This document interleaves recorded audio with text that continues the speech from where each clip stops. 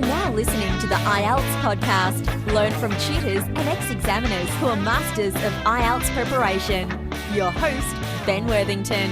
Hello there, IELTS students, and welcome to IELTS Podcast.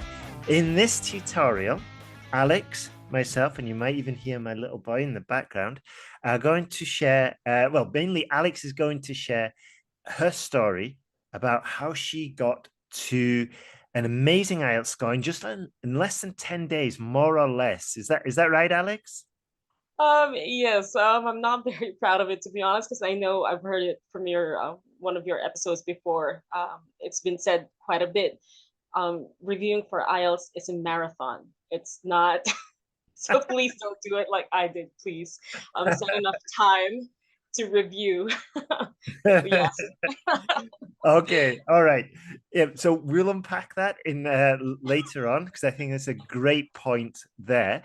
But before we get to that, can you just tell us a bit about yourself and why you're taking the IELTS exam, please? Right. So I am based in Sydney, Australia. So I first came to Australia around 2019. So that would be three and a half years ago. So just before COVID happened, actually. Okay. So 2008 that was should be about 5 years. 2019. Oh, sorry. Okay, 2019. Yes. Gotcha. Yes. Okay. Okay. So that was actually my first experience with IELTS at that time. I didn't think I needed to review because okay, let me just backtrack a little bit. So I was from the Philippines. And in the Philippines, English is a business language. And I was specifically in the industry of advertising, publicity, and I was quite used to working with international clients as well. So it wasn't something I just saw IELTS as just a requirement as part of my visa. I didn't question it. I didn't think I had to prepare for it. And then kind of similar to what happened to me this year. It was encountering some other students or international students who said they weren't prepared for, like, apparently they weren't preparing for IELTS, and they said it's not what you think it is. Not just because you know English, it's fine. And Yeah. it's like, oh. So I grabbed like a very old reviewer. I think it was like maybe 8 years older than the actual year that I took IELTS. But anyway, I managed to scrape through because I was taking my master's. I was about to take my master's in Australia, so they needed a certain band score, which I did get, but I was very surprised to get a 6.5 in my writing. At that time, I was working in media.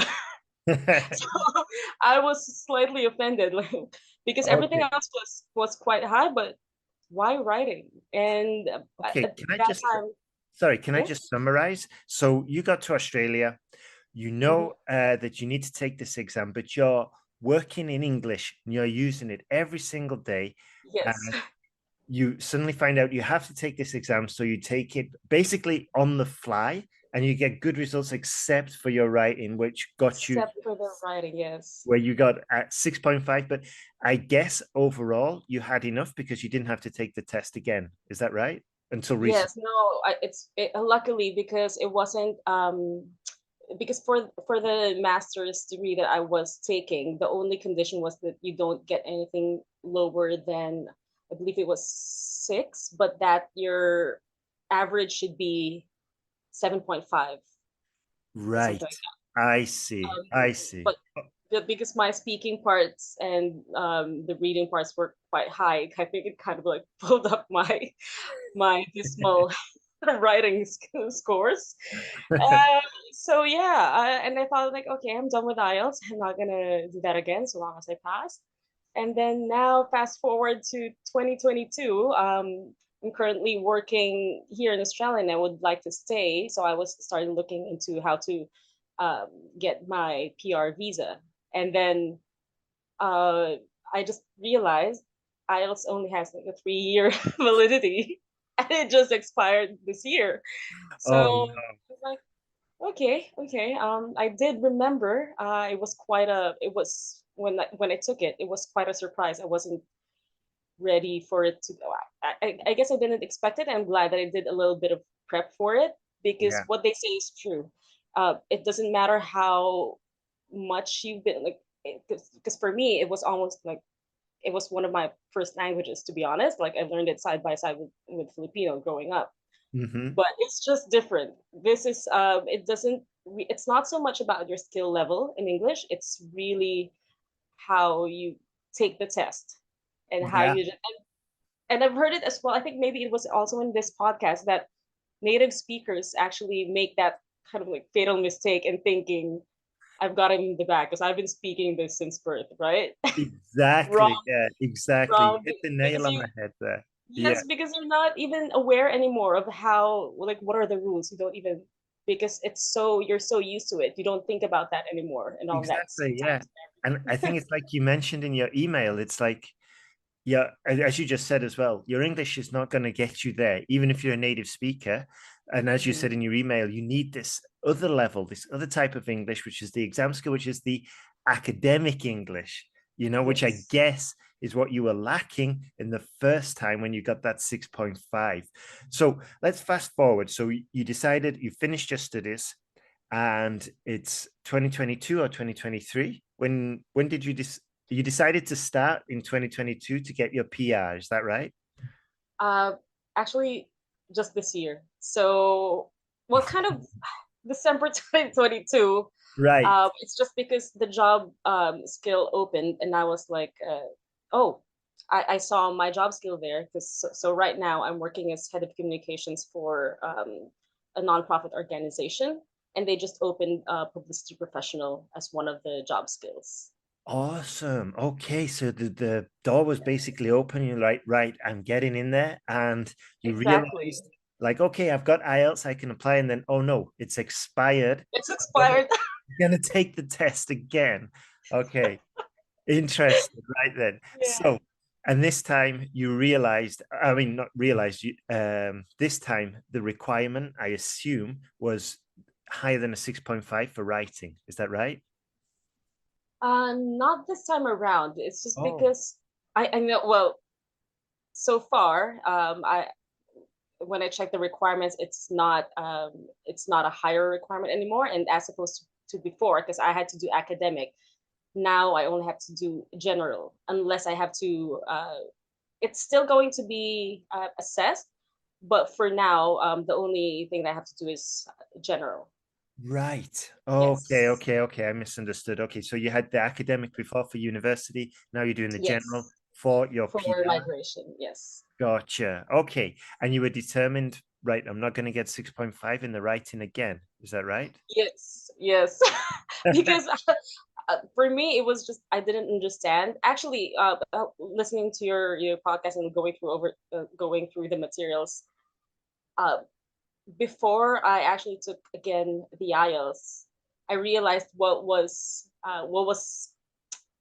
not really lacking, but especially because I also signed up for the checker, the Yeah. essay Yeah. checker, Yeah. I want to and get that helped a lot because I know I write for a living, but so I thought like, okay, easy. I do this marathons almost every day, but it kind of helped me find that sort of groove because for a bit of background as well, because I do work in publicity and communications. The kind of writing that I'm used to is always you have to get the message faster to people. So you can't be using highfalutin words all the time.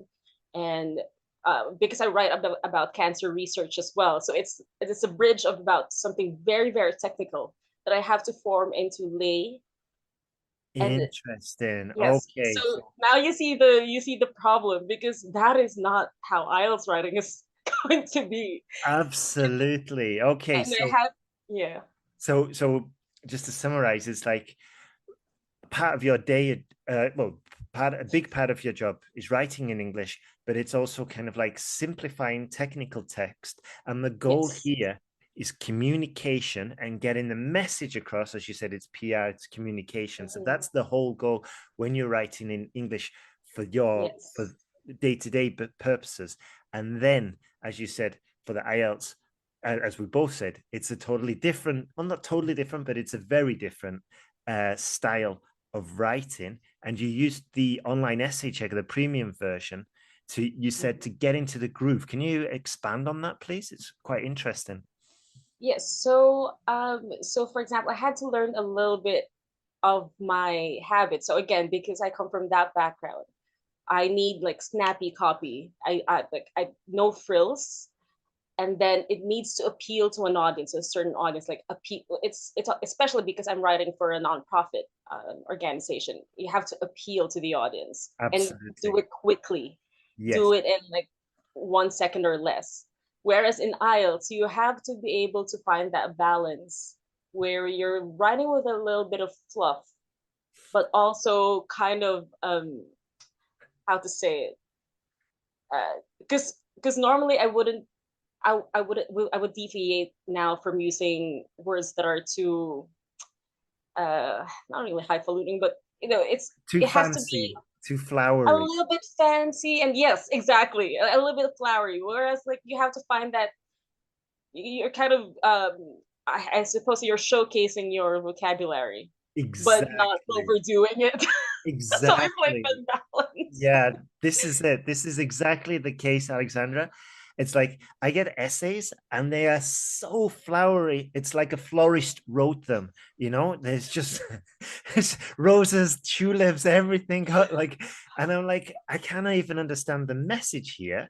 But then there are other, and I've seen this. I've seen essays written with bullet points, you know, which is like the other end of the spectrum. And it's exactly like you say, you've got to find this balance of sort of like communicating effectively, but also showing off and also just sprinkling in a few little flowers every now and again, just to sort of like show a little bit of academic flair, a little bit of, you've got this skill and you're going for band 7, 8, or 9. Yeah. And, you've got this ability. It's not, as we just mentioned, it's not just about getting the point across about, I don't know, exploring new countries for fossil fuels or writing an essay about crime. It's not about that. It's like, it's understanding, communicating, but also sprinkling on that little bit of academic style, we say. Yes, So exactly.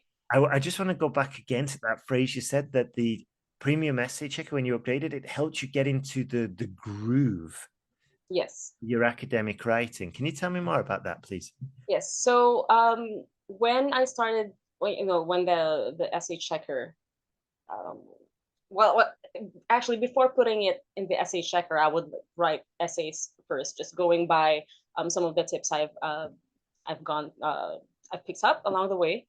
I mean, in those less than 2 weeks that I did it, I talk as if like I had a lot of prep time, but um, so yeah. So initially, it's like, okay, I put it in. It was still 6.5, and that dreaded 6.5. I was like, what does it want from me? So I thought like I answered everything clearly, but Mm, actually, so it wasn't just the premium essay checker that helped me. I think I got this kind of template as well from your website, which was kind of um, when you're making your point, then you explain your position, and then establish your position, and then provide evidence. So I exactly. sort of like, when I started doing that template and putting it in the an essay checker, because normally I wouldn't normally write that way, because for example, like if it were an article, I would kind of build it up until like the very end and do Mm, like the wrap up, and even like right. make it as an open ended thing, whereas you're kind of giving the reader the power to choose, or making them feel like that's the, again, IELTS, very different, very different sort of writing. That's not how we go here. So when I started doing that template, it shot up to now I was getting 7, 7.5, 8, 8.5. Wow, good stuff. Yes. Good So stuff. so that really helped a lot. So it was more like just streamlining everything and keeping to, actually I felt like the template helped a lot, Mm, because it keeps you, you know how, and especially if it's a question that you do actually have a personal opinion on, Yeah. it's gonna be very hard because you're gonna want to keep talking and talking and talking. But it's Absolutely. very I feel like it's very important for people to just, you're in a time, you have a time limit here. Yeah. Just stick to 3 points. Make sure that you can back up those 3 points. Yeah. It doesn't even have to. Yeah. So This is exactly right, Alexandra. You just absolutely nailing it. And I just want to just summarize what you said because it's so important. When you mentioned like, okay, you might have an opinion about it, and this is a trap, another trap a lot of students fall into. If like they may feel really strongly about a case, and that's wonderful. I totally agree with sort of like having strong opinions and all of this. However, like it's not the time. The time right now, your goal right now is not to persuade the reader on your view of nuclear power or about, I don't know, prisons or whatever. The time right now, or your opportunity right now, you're writing just to show the examiner you've understood and you can communicate clearly in an academic way. It doesn't really matter so much about the content or the reason. It's just about the communication. Whatever point you choose, whatever opinion you have, just has to be communicated clearly and academically, in a high scoring manner, just exactly like you did. And just one other thing as well. It was interesting what you said about with the articles, and you're building it up when you're writing in your job. You're building it up and you're leaving it open ended. And yeah, it's a very, very different style for the essay writing. As you said, we use this template. We very kind of different. develop. Sorry.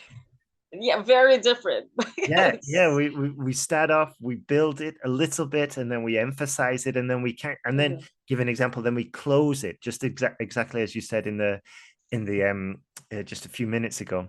So you were using this academic essay checker, our academic essay checker. You used the premium version. You used the template as well that we provided, and you saw your score shoot up after using it. Is that right? From the feedback that you were getting?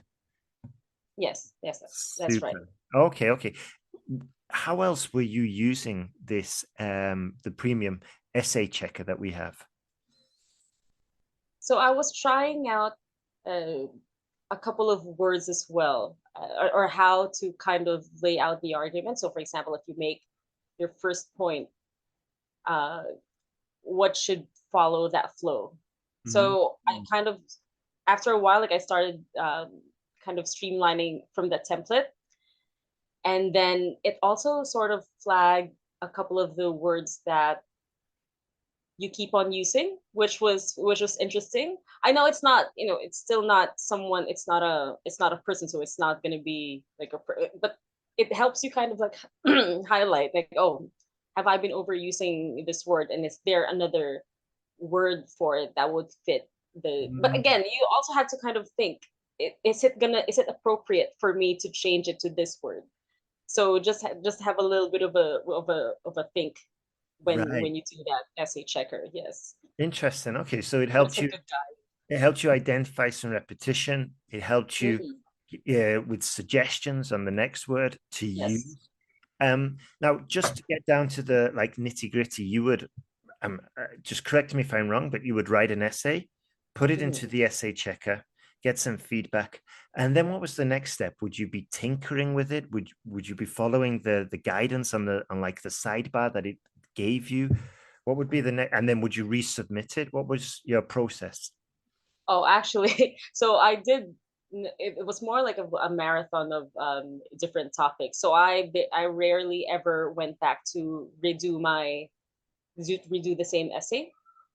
It Interesting. may not work for other people, but again, my context is very different because I do write for a living, but it's just like a very different writing. So I was interested in kind of like trying out a few other things in the next essay with a different topic.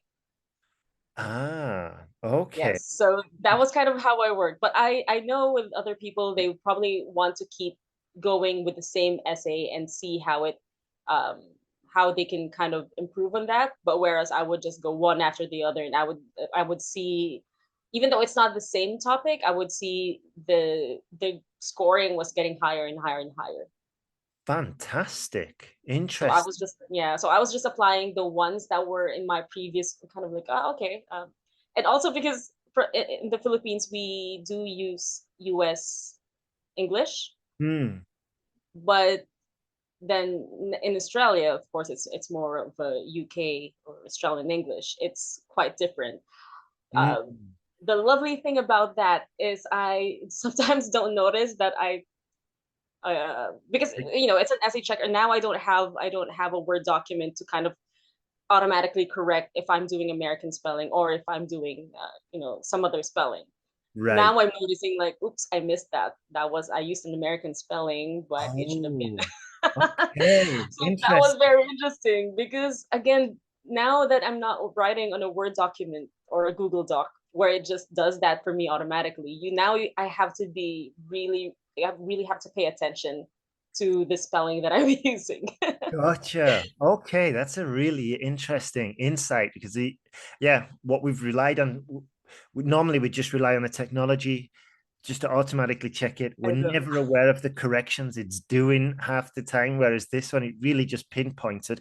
And it sounds like you were mixing both the British, Yes. Australian, or Standard English with American English, Yeah. and it was highlighting it for you. So, Yeah, but the essay checker was actually doing that. It's like, oops, you did an American spelling of this. I was like, I didn't even notice. I might have been doing that in my day-to-day work as well, but it was just getting corrected automatically. Gotcha. Yeah. Yeah. And I really like this approach of just doing like essay after essay after essay.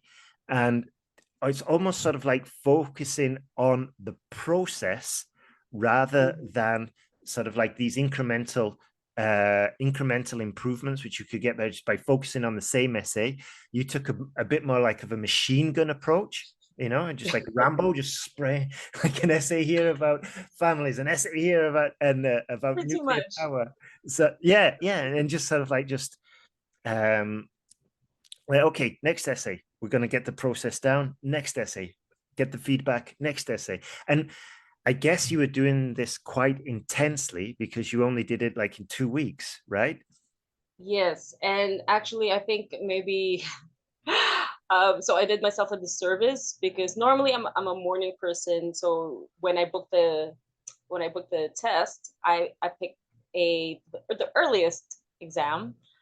But I think because I may have been stressing out the night before, I did not get, like, I checked my Fitbit the next day. I got 18 minutes of deep sleep, so I did not sleep. But I feel like because I think the tips that I got were kind of, it was just perfect, and because of previous experience, I don't recommend my approach of not sleeping and just less than 2 weeks of prep to anyone, because again, and I cannot emphasize this even more, it's a marathon. You need to be really kind of used to doing the whole thing and not just, well, I'm not sure if other people do it like this, but I would do it, um so the first week I would do it as how you would sit on an IELTS exam, All so together. listening, reading, yeah, all Yeah. together. And then when I was satisfied with my scores in listening and reading, that's when I did the very machine gun approach on the writing, and just I was just timing myself and then just doing that every day. Interesting. Like, yes. Okay, then. Okay, so just to summarize, in your case, you did the whole test and in the process, sort of like mimicking exam day almost. And Yes. I guess you were happy with those sort of like with those results that you were getting. And then this allowed you, you permitted yourself to do, as we just said, the machine gun approach with your Mhm. essay writing, right? Is that right? Yes, Okay. exactly. And then you did this like rapid fire approach with your essays. I guess in the following after you've done your whole process, after you've done your whole test, and you was doing it like night in the evenings, you just get back and write essay after essay, or were you getting up early and writing them in the morning? So I would just do a night and then on weekends. And Interesting. then because I initially I kind of wanted to test in different conditions. Because well, I know it's kind of weird, but it's just it shouldn't be something that I can't, like IELTS can't be something that, you know, I can't do if I'm distracted or if I lack sleep. Because I know myself as well. I do have trouble sleeping every now and then. So regardless if I have a clear head or if I'm tired or if there's noise in the background, I would keep doing the exam just to also kind of test my focus and see if I Wow. can focus even with all of these distractions or even if I'm tired. Wow. So yeah, I don't know if That's that works for amazing. everyone, but That's amazing. So you've built this like battle ready resilience. So so technically speaking, so if somebody while you were doing your writing test, if somebody come and sprayed water in your face, you'd be like, I've got this, I got this. no, yeah, but yeah, it's something like that because I know, especially having met a couple of other internationals as well when I was in uni and here, I know that most people prefer when they study, it's not utterly quiet. You can't disturb them. But Mm, whereas, I mean, I'm not doing this for uni. It's I feel like it's a different, you know, it's a different kind of thing entirely, yeah, but you never know what, I don't know. Maybe it's, I don't, you never know what's gonna happen. And in my case, it did happen that I didn't have enough sleep, but I was able to kind of like, because I've gone through it as well before. Like I've done like a mock up test when I was yeah, tired. So it's just like keep the focus, and I suppose it helps when you just keep reminding yourself, like the templates help. For example, mm, when you just, you know, just, you know, 3 points, state your position, and then say why, back it up with evidence. Just keep repeating that, and like keep repeating that until it becomes a little bit more. So I right. think it really helps. It's more of a, not really a muscle memory, is it?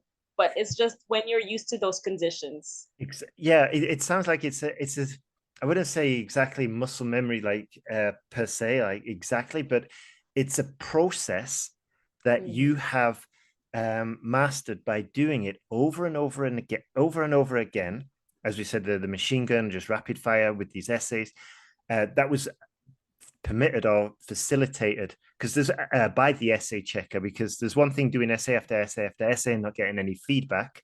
It's what I've said before in the past, is like running through a forest with a blindfold on. You know, Mm-hmm. you're just going to get hit, it's going to get hurt, and you're not getting that feedback. But if you're doing the rapid fire, and as you just said, you've got this process and you've got it down where it all not it becomes automatic, but it, because you've done it so many times, it becomes easier. And in your case, you took the very smart approach of practicing and repeating this process, but under different circumstances. Maybe it sounds like in a noisy environment, when you're tired, or with there's lots of distractions or whatever, and it just kind of got you almost like battle ready, you know.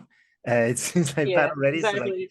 and this is super smart, Alex, because I've had students before that they said that they've done the test and they did it in a room and the windows was open because it was so warm, and they could hear a baby crying outside on the street, you know.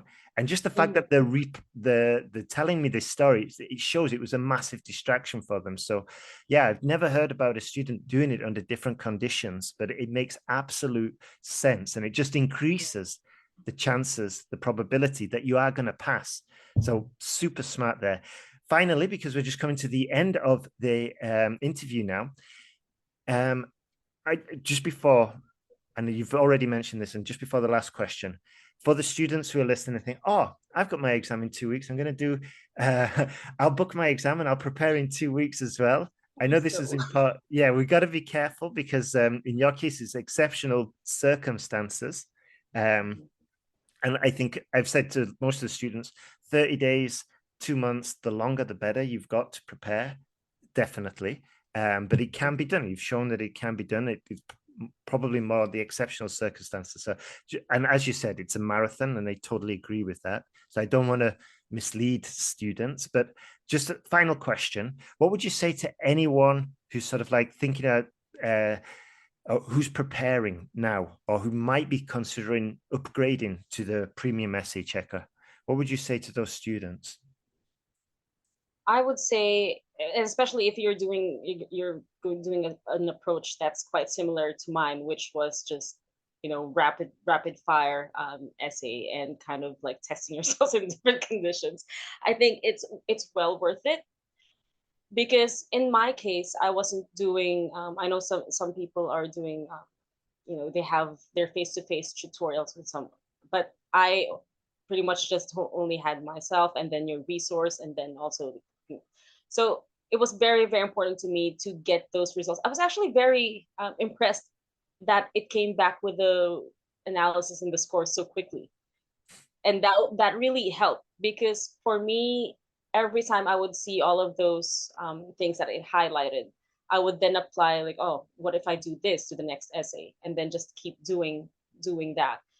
So I feel like this is something that would be very helpful. Again, that is my style, and I think pretty much anyone can also apply the same sort of techniques. Hopefully, I think so. Definitely, yeah, definitely. I'm going to put this into some of the tutorials we are offering, and I'll show you as an example. Like, this is one approach of doing it, because I'd never honestly thought about doing it. I just thought of like the incremental approach, but I love this rapid fire machine gun approach. So absolutely super, Alex. So that's it from me. And for the listeners, if you need any help, just go to IELTSPodcast.com, and there you'll see all the advertisements and all the links for our online essay checker. And if you need to pass the IELTS exam fast, and you need this essay writing practice, and you need that feedback quick, then have a look at that online essay checker. Fast feedback, inexpensive. And if it saves you from doing yet another exam, then it's worth its weight in gold, if it actually did weigh anything, but you get the meaning. So that's so anything else, Alex, before we wrap this up? Oh, sorry. So I didn't remember another thing that the essay checker did help me out was I noticed I was getting faster and faster with the essay writing. I suppose that's like add to what you were asking me about, like how I got into the groove of it. It also did that because the results were fast, and I could kind of apply the changes that I saw. So initially, when I did it the first day, I would do maybe 4 essays a day, and then I noticed eventually I started getting faster and faster. I was doing like 8 essays in a day. But yeah, that's fantastic. Really helpful. That's amazing. Yeah, it makes sense though, because we have this startup time where you sit down in a task and you've got to allow yourself a couple of minutes to get warmed up and to get into the task, to relearn what you learned the last time you approached this task. So it makes perfect sense where if you're getting that feedback faster, your improvement's going to be quicker, especially if you're just in the zone, so to speak, the task 2 zone. Yeah, that's amazing insight. Excellent point. So I think that's it. Thank you again, Alex. You've been an absolute star, and I wish you all the best with your permanent residency application, and a wonderful, beautiful life in Sydney. Thank you. Thank you so much, Ben. You're welcome.